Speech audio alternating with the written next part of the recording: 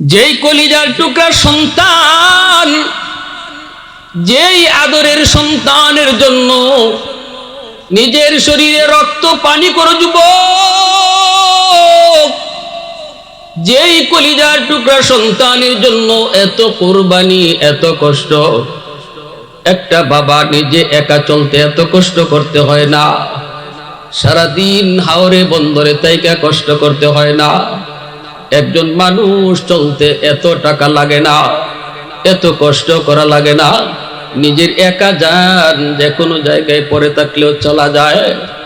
কিন্তু এত কষ্ট যেই বাবা করলো সন্তানের জন্য, যেই বাবা এত কষ্ট করলো সংসারের জন্য, ওই বাবা যদি আল্লাহর মর্জি মতো সন্তানকে বড় না করে, আল্লাহর মর্জি মতো সন্তানকে আল্লাহর পরিচয় না শিখায়, এই সন্তানই কিয়ামতের ময়দানে বাপ মারে বাদী হইয়া আল্লাহর আদালতে আসামি বানায় দিব। সেই দিন চোখের পানির বদলে রক্ত ঝরবে যুবক। সন্তানের কাছে বাবা কত হাত জোর করে অনুরোধ করবে, বাবা তুই একটু মামলাটা উঠা। বাবারে বুঝি নাই, এজন্য মামলাটা একটু উঠা। তোর মামলার কারণে আব্বা আটকা পড়ে গেছি। বিন্দু পরিমাণ সন্তানে মায়া দেখাইতো না, কারণ কিয়ামতের ময়দান মায়া দেখাইবার জায়গা নয়। কিয়ামতের ময়দান হলো নিজে বাঁচার জায়গা। সবাই শুধু নিজে বাঁচার ফিকির করবে। সন্তান চাইবে বাপ মারে দোষী বানায় নিজে বাঁচত, বাপ মায় চাইব সন্তানের গাড়ে দোষ দিয়ে নিজে কেমনে বাঁচত, ভাই চাইব ভাইয়ের গাড়ে দোষ দিয়ে নিজে কেমনে বাঁচত, বউ চাইব স্বামীর গাড়ে দোষ দিয়ে কেমনে বাঁচত। এই দুনিয়ায় যেই সমস্ত স্বামীরা বিবিকে পর্দার ভিতরে রাখো নাই রে যুবক, কিয়ামতের ময়দানে বেপর্দা নারী আল্লাহর আদালতে স্বামীর বিরুদ্ধে মামলা দিব। আল্লাহ আমি তো স্বামীর আন্ডারে ছিলাম, আমার স্বামী আমারে পর্দার ভিতরে রাখে নাই, পর্দার ভিতরে থাকার ব্যবস্থা করে দেয় নাই। আল্লাহ আমার যত দোষের চেয়ে আমার স্বামীর ডাবল দোষ, ডাবল দোষ। এইভাবে আদরের বিবি, যেই বিবি দুনিয়াতে তোমার এত আদর, এত মায়ার, এত মায়ার, এত কলিজার টুকরা, যেই বিবিরে তুমি ঈদে ঈদে শাড়ি কিনে দাও, যেই বিবিরে তুমি যা চাইলে তুমি তাই এনে দাও, এই বিবিটারও যদি আল্লাহর মর্জি মতো না চালাও, এই বিবিটা যদি তোমার কারণে জাহান্নামী হয়, কিয়ামতের ময়দানে এই আদরের বউও তোমাকে আসামি বানায় দিব। ইয়াউমা ইয়াফিরুল মারউ মিন আখিহি ওয়া উম্মিহি ওয়া আবিহি ওয়া সাহিবাতিহি ওয়া বানিহি লিকুল্লি ইমরিইম মিনহুম ইয়াউমা ইযিন শা'নুন ইউগনি উজুহুন ইয়াউমা ইযিন মুসফিরা দাহিকাতুম মুস্তাবশিরা ওয়া উজুহুন ইয়াউমা ইযিন আলাইহা গাবারা তারহাকুহা কাতারা উলাইকা হুমুল কাফারাতুল ফাজারা। আল্লাহ পাক এই আয়াতের ভিতরে পরিষ্কার বলে দিয়েছেন, কেউ কারো জন্য হাসরের মাঠে আপন হবে না। ভাই ভাইয়ের জন্য আপন হবে না, ভাই বোনের জন্য আপন হবে না, স্ত্রী স্বামীর জন্য আপন হবে না, স্বামী ও স্ত্রীর জন্য আপন হবে না। ওই যে বরিশালে একবার সিডর হয়েছিল, বাইরে এরকম একটা বয়ান করার সময় এরকম একজন সিডরে ভুক্তভোগী একজন মানুষ মাহফিলের মধ্যেই উইটে চিৎকার দিয়ে উঠছি, বেহুশ হয়ে গেছি। এই লোকটা ছিল গাজীপুরের একটা মাহফিলে। বাইরে যুবক লোকটা তখন কান্দে আর এই কথাই কইছি, হাসরের মাঠে কেউ যে কারো আপন হবে না। এই কথাটা কেউ না বুঝলো, আমি দুনিয়াতেই বুঝছি। কেমনে বুঝছো, কেমনে বুঝছো? কয় বরিশালে যখন সিডর হয়, বঙ্গোপসাগরের পানি সব কিছু যখন ডুবায় দিল, আমার দুইটা কলিজার টুকরা মেয়ে, ছোট্ট দুইটা কলিজার টুকরা মেয়েকে দুই হাতের মধ্যে লইয়া যখন আমি খাটের উপরে উঠলাম, চোখের উপরে উঠে যখন দুইটা বাচ্চারে নিয়ে বসে রইছি, পানি উঠতেছে উঠতেছে, চকিটাও ডুবে যাইতেছে।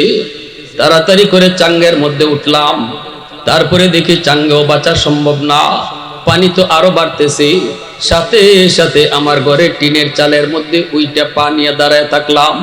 পানি তো তখনও উঠতেছে, তখনও বাড়তেছে, আমার বুক পর্যন্ত পানি। আমার এক হাতে একটা সন্তান, আর এক হাতে আমার আরেকটা সন্তান। চোখের সামনে আমার বউ ভাসিয়া গেল। বউটা শুধু ডাইকে ডেকে কইছিল, স্বামী একটু সাহায্য করো। কিন্তু আমি দেখছি সাহায্য করতে গেলে আমি নিজেও মরব। চোখের সামনে বউ ভাইসা গেল পানিতে, একটু তার প্রতি তারে আমি সাহায্য করতে পারলাম না। আমার দুইটা অবুঝ শিশু বাচ্চা, দুইটা মেয়ে আমার কলিজার টুকরা, আমাকে গলা জড়ায় কয়, আব্বু আমাদেরকে তুমি চাইরো না গো, আব্বু আমাদেরকে তুমি চাইরো না, আমরা কিন্তু বাঁচতে পারবো না। আমি তো কুলের মধ্যে নিয়ে এইরকম রইছি। পানিটা বাড়তেছে, একটা পর্যায়ে বেড়ে বেড়ে আমার গলা পর্যন্ত পানি। এখন তো আমি পা আর টিনের চালে রাখতে পারলাম না, পাটা চাল থেকে উঠে গেল। এখন তো আমিও এরকম পানির মধ্যে সাঁতরাইতেছি। দুটা বাচ্চা আমাকে দুই দিকে ধরে রাখছি। কিছুক্ষণ হাবুডুবু খাওয়ার পর আমি বুঝতে পারলাম বাচ্চা নিয়ে আমি নিজে বাঁচতে পারবো না। তখন আমার মোর বড় মেয়েটাকে যখন এরকম গলায় ধরা আমি হাতটা ছাড়াইতে চেষ্টা করতেছি, আমার মেয়েটা কান্দা কান্দা কয়, আব্বা তুমি আমারে ছাইরা দিতেছ, আব্বু তুমি আমাকে বুঝি ছাইরা দিতেছ। তখন আমি বলতেছি, বাবা কি করব, আমিও তোমার মু। বাচ্চাটা আমারে বলতেছিল, আব্বা আমাকে ছাইরো না, এই পানিতে আমি বাঁচবো না, মরে যাব। শেষ পর্যন্ত কঠিন ভাবে টান দিয়া গলাটা হাতটা ছাড়াইয়া দিছি। ছাড়াইয়া আমার মেয়েটাকে আমি চোখের সামনে পানিতে ভাসাইয়া দিছি। হুজুর আমি দেখতেছি আমার মেয়েটা পানিতে হাবুডুবু খাইয়া মরতেছি, কিন্তু বাঁচানোর কোনো পথ ছিল না, উপায় ছিল না। আমার ছোট মেয়েটা আমাকে বুকে জড়ায় কয়, আব্বু আমারে ছাইরো না, আপু তো একটু সাঁতার জানে, আমি কিছুই জানি না। এই ছোট মেয়েটাকে নিয়ে আমি এবার একটু সাঁতার কাটতেছি, একটু হাবুডুবু খাইতেছি, কিন্তু একটু পরে দেখলাম এই ছোট্ট মেয়েটার ওজনটাও আমার কাছে অনেক বেশি ভারী লাগতেছে, আমি এখনো ডুবে মরে যাব। ছোট মেয়েটা আমার গলা ছাড়েই না, কামড় দিয়া তার হাতটা ছাড়াইয়া দিছি। নিজের জানের মায়া, আল্লাহ যে বলেছে হাসরের ময়দান এত ভয়ঙ্কর, এত ভয়ঙ্কর, কেউ কারো প্রতি মায়া দেখাবে না, কারণ ওই কঠিন বিপদের সময় কারো প্রতি মায়া থাকে না। সবাই শুধু নিজে বাঁচার জন্য ইয়া নফসি ইয়া নফসি ইয়া নফসি বলবে। হুজুর আমার এখনো মনে আছে, আমার ওই ছোট্ট মেয়েটার হাতটা কামড় দিয়ে আমি ছাড়াইয়া দিছি। চোখের সামনে আমার ছোট্ট মেয়েটা, সেও পানিতে ডুইবা ডুইবা মরল, কিন্তু কোনো উপায় ছিল না। আমার বুঝ হয়ে গেছে, দুনিয়ার জমিনে এত কলিজার টুকরা সন্তানকে যদি আমি নিজের বাঁচার জন্য পানিতে ডুবতে দেখলাম, হাসরের মাঠে আল্লাহ যে বলছে এটা যে হবে আমার, আর কেউ বিশ্বাস না করলেও আমার বুঝ হয়ে গেছে। এজন্য এত আদরের কলিজার টুকরা সন্তান, এত আদরের বউ, যদি তাদেরকে আমার আল্লাহর মর্জি মতো না চালাও, এই কলিজার টুকরা সন্তান হাসরের মাঠে তোমার জন্য বিপদের কারণ হবে। হাসরের মাঠে তোমার স্ত্রী তোমার জন্য বিপদের কারণ হয়ে যাবে। যুবক বলি, এজন্য সন্তানটারে আল্লাহর পরিচয় শিখাও। ওই যে বাবা লোকমান হাকিম সন্তানকে বলতেছে, ইয়া বুনাইয়া, ও আমার কলিজার টুকরা সন্তান, এই জায়গার মধ্যে আল্লাহ পাক সন্তানকে যখন আল্লাহর পরিচয় তুমি আমি শিখাইব, কোন ভাষায় শিখাইব, ভাষাটাও আল্লাহ শিক্ষা দিয়েছেন। সন্তানকে যখন নামাজের কথা তুমি বলবা, সন্তানকে যখন কালেমা শিখাইবা, সন্তানকে যখন আল্লাহর পরিচয় শিখাইবা, আদর করে করে তুমি তারে ডাকবা, বাজান আয় একটু আয় বাবার কাছে বল, বাজান আয় একটু আব্বুর কাছে আয়, আয় বাজান আব্বুর সাথে নামাজে আয়, এ বেটা নামাজে চল, এ বেটা হারামি, এ বেটা গোলাম, এভাবে গালি দিয়া তারে নামাজের কথা বলতে আল্লাহ নিষেধ করেছে। আল্লাহ পাক ভাষাটা শিখাইতেছে। লোকমান হাকিম তার সন্তানকে এ বেটা আয় দিকে আয় কিভাবে ডাক দেয় নেই, ডাক দিয়েছে ইয়া বুনাইয়া, ও আমার কলিজার টুকরা সন্তান, আয় আল্লাহর পরিচয় শিখে যা। যেরকম সুবহানাল্লাহ। লা তুশরিক বিল্লাহ ইন্নাশ শিরকা লাযুলমুন আযীম। আল্লাহর সাথে কাউকে শরীক করো না। আল্লাহর পরিচয় এখানে বাবা তার সন্তানকে শিখাইতেছে। এজন্য মনে রাখবা বাবা, সন্তানের জন্য বাপ মা হলো সর্বপ্রথম শিক্ষক, ঘর হলো তার সর্বপ্রথম বিদ্যালয়। বাপ মা তার এই শিশুকালে যা শিখাইবে সন্তান তাই শিখবে। বাপ মা সন্তানকে যা দেখাইবে তাই কিন্তু শিখবে। ঘরটাকে নামাজের ঘর বানাও, ঘরটাকে ধর্মীয় শিক্ষার ঘর বানাও, প্রতিটা ঘরকে মক্তব বানায় নাও। এই ঘরের মধ্যে কোরআন তেলাওয়াতের আওয়াজ চালু করো। সন্তান যদি ভুল করে ভুলটা শিখাও। খানা খাইতে বসলে পরে ডান হাতে খানা খাইতে হয়, সন্তানরে বাবায় শিখাও। খানা খাইতে বসলে পরে বিসমিল্লাহ বলতে হয় বাবা, মা তারে সন্তানরে শিখাও। ঠিক কিনা? হ্যাঁ, হাত ধুইতে হয়, দুই হাত ধুইয়া খানা খাইতে হয়। শুধু এক হাত না, দুই হাত দেওয়া সুন্নত। সন্তানরে শিখাও। মাথায় টুপি পরে খানা খাইতে হয়, সন্তানরে শিখাও। সন্তানের সামনে তুমি এভাবে খাও, সন্তান শিখে নিবে। অনেক কিছুই সন্তানকে বলতে হয় না, বাপ মা যা করে সন্তান দেইকা দেইকা তা শিখে। ঠিক কিনা? মা যদি সন্তানের সামনে নামাজ পড়ে, সন্তান অটো নামাজি হয়। ছোট্ট বাচ্চাটা মার সাথে নামাজে দাঁড়ায় যায়, বলতে হয় না।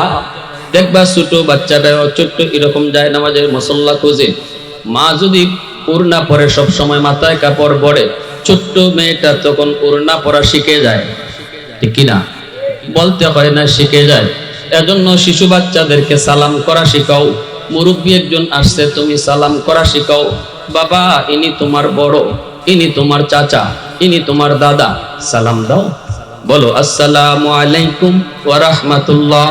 সন্তানকে শিখাও। সন্তানকে বাবা সালাম দিলে কি হয়? বলে আল্লাহ খুশি হয়। সন্তান আবার জিগাইবো, বাবা আল্লাহ খুশি হলে কি হয়? বলো আল্লাহ তোমারে জান্নাত দেয়। সন্তান আবার কইব, আব্বা জান্নাত কারে কয়?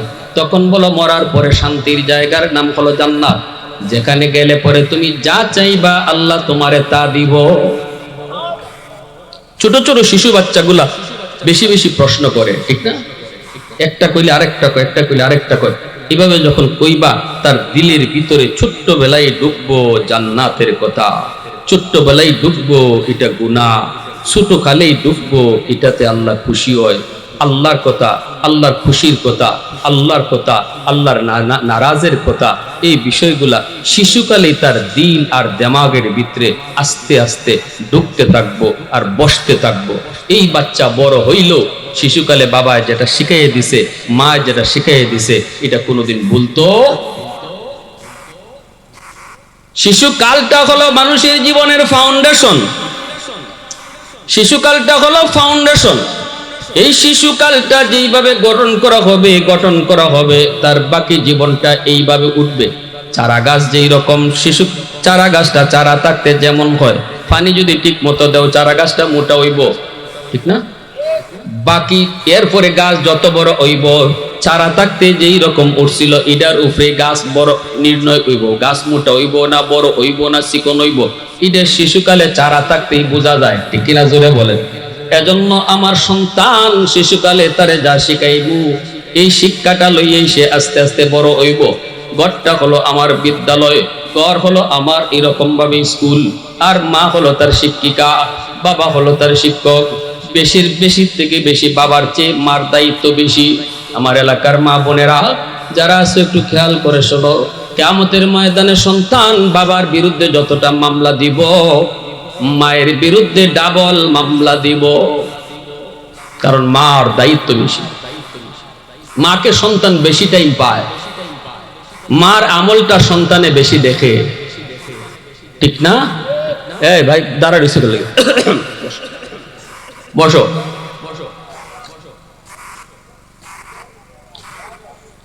লা ইলাহা ইল্লাল্লাহ জুরে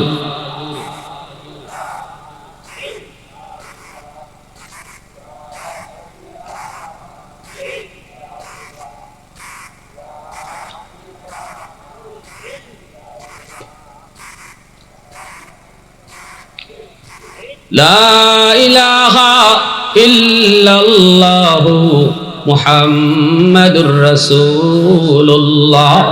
জোরে সুরে বলি সাল্লাল্লাহু আলাইহি ওয়াসাল্লাম। এজন্য আমার ভাইরা বন্ধুরা বলতেছিলাম একটু মনোযোগ। মার ব্যাপারে আল্লাহর নবী বলেন, আল মারআতু রাইয়াতুন আলা বাইতি যাওজিহা ওয়া ওয়ালাদিহি। আইন এই হযরত নিয়ে আসেন। আরে না, একটু বসে তাহলে সমস্যা নেই। আচ্ছা চা খাইতে 5 মিনিট চা খাইনি। হাদিসটা লক্ষ্য করে শুনেন, এদিকে একটু মনোযোগ দেন। আমি খুব কম সময় নিয়ে আসছি। আসলে বয়ান লম্বা চূড়ার প্রয়োজন নাই, যদি 10 মিনিটও আমি কথাটা একটু বুঝে ফেলি, এটাই তো বয়ান, ঠিক না ভাই? আমলের জন্য এটাই যথেষ্ট। যে কথাটা বলতেছিলাম, আমরা যারা এখানে হয় বাবা নতবা বাবা হব, হইছি অথবা হব, আমাদের বাবা হিসাবে মা বোনেরা যারা শুনতেছে, কেউ মা হইছে কেউ মা হবে, আমাদের দায়িত্বটা একটু বোঝা দরকার আছে নি না? কারণ গন্ডগোল কোন জায়গায় এটা বুঝতে হইব। সমস্যা যেখানে এখানে চিকিৎসা। আগুন লাগছে শেরপুর, ভানিতে ফরিদপুর, হ্যাঁ আগুন লাগছে শেরপুর, ভানি লয়ে যায় বঙ্গোপসাগরের পানি সব যদি ফরিদপুর ফালাই দিতে নি আগুন নিব। এজন্য গন্ডগোল কোথায় এটা বুঝো। কেন আজকে আমার সন্তান আমার কথা শুনে না, বেলাই নেবে হতে যাইতেছে, আমি মায় কাঁদতেছি বাবায় কাঁদতেছি, গন্ডগোল কোথায়? গোড়ায় গন্ডগোল লাগাই রাখছি আমরা। আল মারআতু রাইয়াতুন আলা বাইতি যাওজিহা ওয়া ওয়ালাদিহি। নবীজি বলেন, একজন মাকে হাসরের ময়দানে আল্লাহ পাক জিজ্ঞেস করব তার স্বামীর সংসারের ব্যাপারে, স্বামীর মালামালের হেফাজত তুমি করছো নি? এরপরে আল্লাহ কইব, স্বামীর সন্তানগুলার দেখশন, লেখাপড়া, বড় হওয়া, খাওয়া দাওয়া, শিক্ষা দীক্ষা, এগুলার ব্যাপারে তুমি মা কতদূর দায়িত্ব আদায় করেছো? এটা আল্লাহ মারে জিজ্ঞেস করব। কারণ বাবা আওয়ারও থাকে সারাদিন, বাবা দোকানও থাকে সারাদিন, বাবা গাড়ির থাকে সারাদিন, সারাদিন বাচ্চায় দেখছে মারে, সারাদিন বাচ্চায় পাইছে মারে, ঠিক না? মা কি করছে এটা সন্তানে বেশি দেখছে। মা যদি বেপরদায় চলে, মা যদি দেখে পরপুরুষের সাথে কথা কয়, মা যদি দেখে আরেক করে গিয়ে গপ করে, সন্তানও এটা দেখছে, সারাদিন এটাই দেখছে, ঠিক না? মা যদি দেখে মোবাইল দেখতেছে, গান দেখতেছে, সন্তানও মার সাথে মোবাইল দেখতেছে, গান দেখতেছে। বাপ তো বন্ধু, বাপ কোন না গেলে বাপরে তো কম পাইতেছে, মারে বেশি পাইতেছে। ফেটো যে আসিল এটাও তো মার ফেটো ওই নাকি তা বাপেও রাখছে কিছুদিন, ফেটো রাখছে কেটা মা, এখানেও মার সাথে ওই মা ফেটো লইয়া যা করব সন্তান ফেটো থেকে ওইটা বুঝে। এটার আসরকে সন্তানের উপরে পড়ে, এটা আসর কের উপরে পড়ে? সন্তানের উপরে পড়ে। এজন্যই কয় মা যদি পেটে সন্তান লইয়া বেশি বেশি কোরআন তেলাওয়াত করে, এই সন্তান অল্প দিনে হাফেজে কোরআন হয়ে যায়। ওই যে কোরআন তেলাওয়াতের আসর গিয়ে সন্তানের উপরে পড়ে। মা যদি বেপরদায় চলে, সন্তান বড় হওয়ার পরে জন্মের পর প্রতিবন্ধী হয়, প্রতিবন্ধী ব্রেন ডিলা হয়। মা যদি পেটটা পর্দার ভিতরে রাখে, পরপুরুষ থেকে আলোক করে থাকে, এই সন্তান বড় হওয়ার পরে ব্রেন ভালো হয়, জেহনি হয়। বুঝে আসছে? দেখছেন মার আসর কেমনে গে পড়লো। দুধের বাচ্চা দুধ খায়, তখনও মা কি করে? এটাও দুধের বাচ্চার উপরে গিয়ে আসর পড়ে। এজন্যই কিয়ামতের ময়দানে আল্লাহ পাক মাকে জিগাইব 2 বার, বাবারে যদি জিগায় 1 বার, মারে জিগাইব কয়বার? 2 বার। এজন্য আমার মা বোনেরা খেয়াল করে শোনো, সন্তান জন্ম দেওয়া সহজ, কিন্তু একজন আদর্শ মা হওয়া কঠিন। মার মতো একজন মা হওয়া কঠিন, বাবা হওয়া সহজ, বাবার মতো বাবা হওয়া। আমার এখনো মনে পড়ে, আমি যখন ছোট্ট, মনে ক্লাস 3-তে পড়ি, আমি তো প্রথম স্কুলে পড়ছি ক্লাস 5 পর্যন্ত, তো যখন 2 না 3-তে পড়ি, তখন আব্বার কাছে আব্বার এক বন্ধু আসছে। ওই শিশুকালে কথাটা আমার মনে রয়েছে, মনে থাকার কথা। তখন আমি পাশের রুম কি আব্বার কাছে আসছি। শিশু বাচ্চারা দেখবেন না, বাবারে দেখলি বাবার কাছে আইয়ে এমনি এমনি ঘষাঘষি করে, ঠিক না? তো আমি যেমন আব্বার কাছে ঘষাঘষি করতেছি, তো আব্বা আমারে বলতেছেন, আব্বা তুমি এখানে একজন মেহমান তোমার আব্বার পাশে বসা, আব্বার বয়সে, সালাম দিলা না? তখন আমি এখান থেকে বলতেছি আসসালামু আলাইকুম। আব্বা কই না, হবে না, ঘর থেকে বাইরেও বাইরিয়া আবার ঘরে ঢুকো, আর ঢুকবার সময় আবার সালাম দিয়ে ঢুকবায়। কেমন শিক্ষাটা দিয়েছেন আমারে। আমরা হইলে তো মান্য নিতাম, আচ্ছা ফুলা যখন ফুতে যখন সালাম দিলাইছে আসসালামু আলাইকুম, ঠিক আছে, খুশি হয়ে যেতাম না।